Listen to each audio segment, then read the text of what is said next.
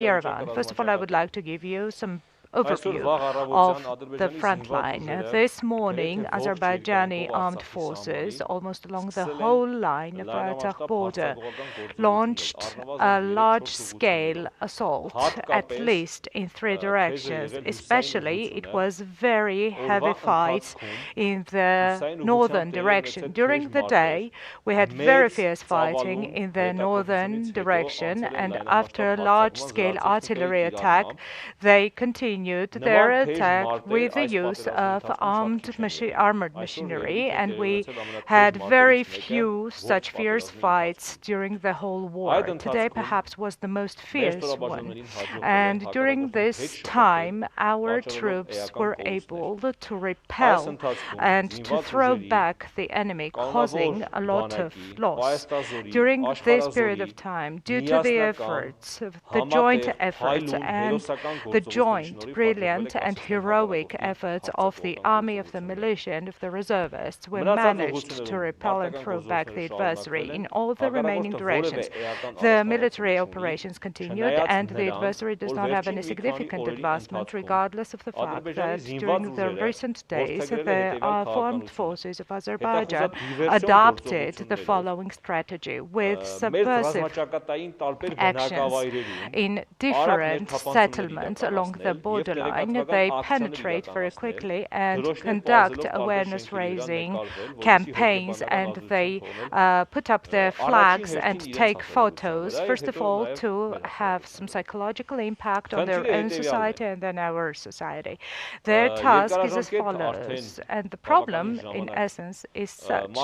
For quite a long period of time during the military actions, breaking and losing the huge potential of its troops and not recording any significant progress and advancement, the Azerbaijani society needs to be fed with this kind of information so that some entities, both in our country and in other countries, do not think that the information that I'm delivering is simply propaganda. I would like to give you some data. In fact, during 14 to 15 days,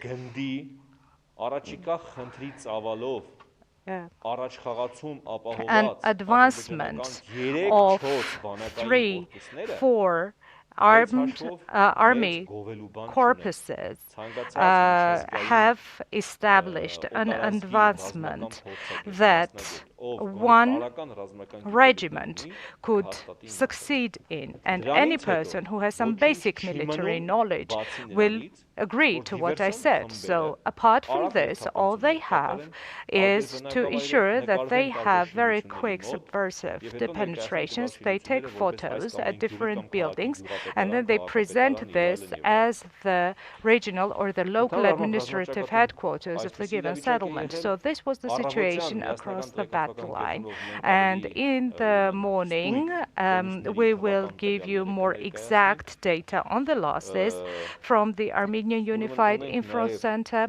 And we have questions too, but before we move on to the questions, at the Armenian Unified Info Center, we're going to speak about COVID. And I would like to call on to you to ask you to really comply with the rules for fight against COVID. And now I would like to give the floor to Romella Abovyan, the representative of the Ministry of Health. Dear compatriots, during the recent times, we are all observing an increase in the morbidity of COVID. I would like to state that during the recent fortnight, we have already 113% of increase of morbidity. We all understand the reason behind this. Because of the war, where our population has focused its attention on the external enemy. However, we should not forget that here we have an invisible adversary who is directly weakening our rear.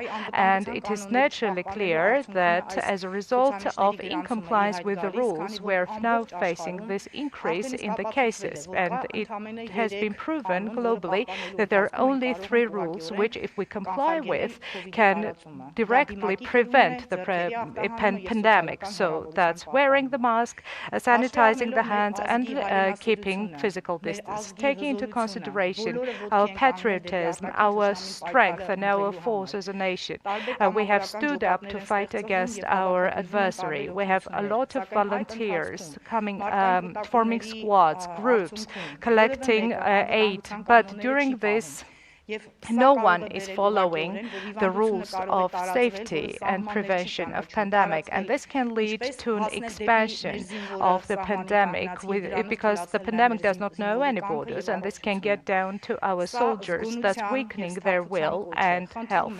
So this is a call to sobriety and to caution. We can come together, we can join our forces, and we can also individually fight against the pandemic, at the same time controlling the people around us, preventing from incompliance to the rules. And we are all responsible for compliance with the rules, and every single one of us is responsible for the spread of this pandemic.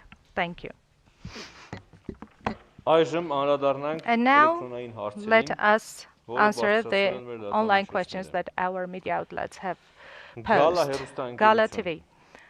Regardless of numerous videos that prove the involvement of terrorists in this conflict, and regardless of Artsak's call to create an anti-terrorist coalition, we only get responses from different countries only in the form of profound concern.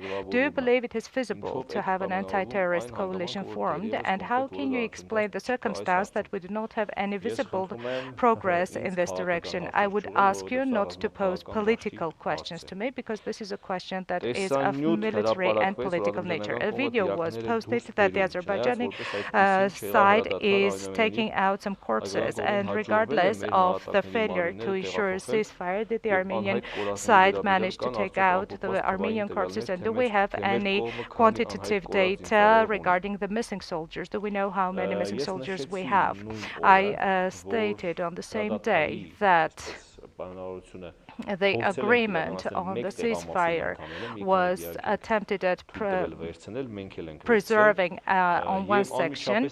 We allowed them to take the corpses, and we ourselves took our corpses, but because the international guarantees were not upheld, we stopped it. I cannot give you further details now. Zangezur TV, can you please tell us how many trained Armenian journalists there are who can work on the front line like the Russian military journalists, and what do we need for this? Perhaps it would be difficult for the Russian military correspondents because these are military correspondents who have been at different conflict points, but it is not that our journalists are not really performing and delivering on the front line. One information website, according to some sources, the other troops of Syrian terrorists will be delivered to Azerbaijan. Do we have clear information about this? Even if we do, I will not, of course, publish this during the press conference unless I get authorized by the Ministry of Defense. The intelligence services and the surveillance and reconnaissance services do their work, and if necessary, we publish this information. Armenia Today, the Syrian Human Rights Monitoring Center has informed that ever since the arrival of Syrian combatants in the Artsakh territory, we have approximately 1,450 mercenaries, and more than 400 are on their way. I would like to tell you the same, that it is not very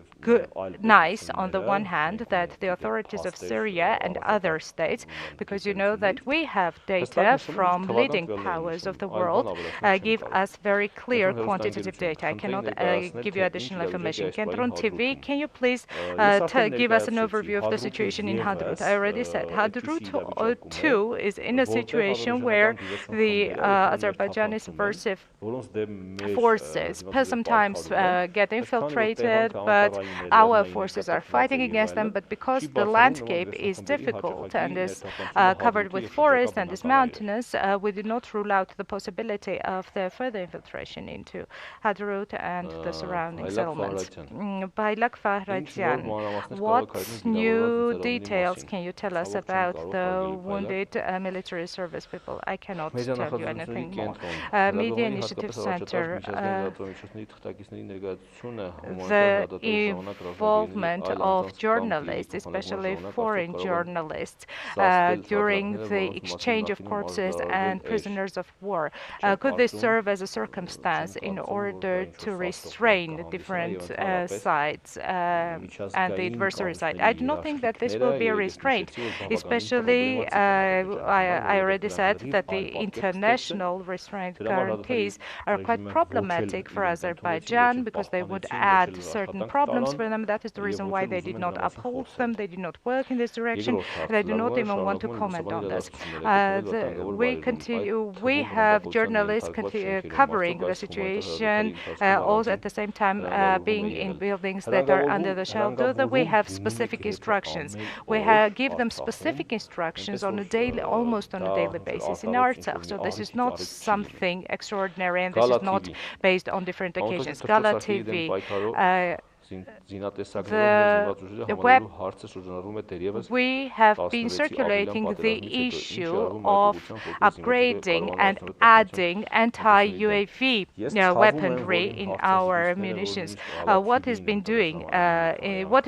done in this direction? I'm really sorry that you did not study and you did not draw conclusions from my interviews that I gave to Gala TV 2, and I'm really sorry because on the internet I was trying to address disinformation, and I was trying to fight with the so-called narrowly specialized recipes who were proposing different solutions against UAV. Dear Gala TV, no one in the world has yet managed to have one type, a universal panacea or a weapon against UAVs that would ensure full protection. I would like to assure you that we've been speaking about this not after 2016 April fights, but where this has been a topic of leading military academy all over the world for the last 2 decades. The UAVs are miniature technologies, which are the topic of my specialization during the last 1.5 decades, and we need to have a complex solution. That is to say, we need to have a complex set of measures, including identification, assault, hitting, striking, etc. And during the modern times war or 5th generation war, the drones, the UAVs, are the most troublesome types of weapons. This much for right now, and follow my articles and my interviews in the future. If we do not have any more questions, and it seems that we do not, thank you very much. Follow us, and we will meet again 24/7 in the Armenian Unified Info Center. Myself and my colleagues give you an overview of the front line.